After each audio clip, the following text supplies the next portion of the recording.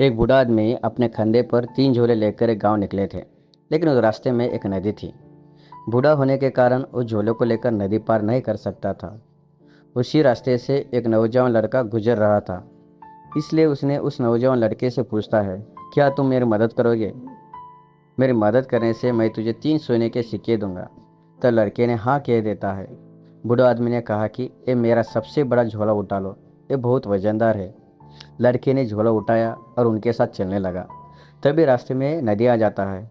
तब बूढ़ा आदमी ने कहा, ये मेरा दूसरा झोला भी ले लो। इसके बदले में तुझे मैं और 3 सोने का सिक्का देने का प्रॉमिस करता हूँ। इसलिए वह लड़का दूसरा झोला भी ले लेता है। कुछ दूर जाने पर रास्ते में एक बड़ा पहाड़ आ जाता है। तब बूढ़ा आदमी ने कहा, एक तीसरा झोला भी ले लो।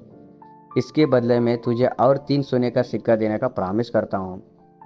ऐसे कहते ही वह लड़का उस बूढ़े व्यक्ति के पास तीसरे झोला भी ले लेता है और उस बूढ़े व्यक्ति से पूछता है, इन 3 झोले में है तो क्या, ये तो बता दो, क्योंकि ये झोले तो बहुत ही वजनदार हैं।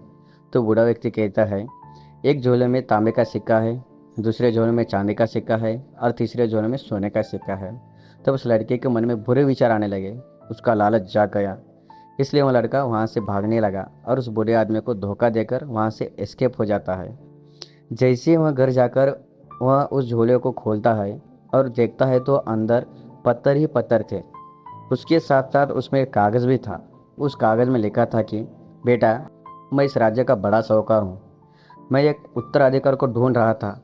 अगर तुम ये झोले लेकर नहीं भागते, धोखा नहीं देते, तो आज तुम एक बड़े साहूकार बन जाते थे। इसलिए ईमानदार बने रहिए और अच्छे सोच रखिए। अच्छे सोच और ईमानदारी आपको एक दिन राजा बनाता है।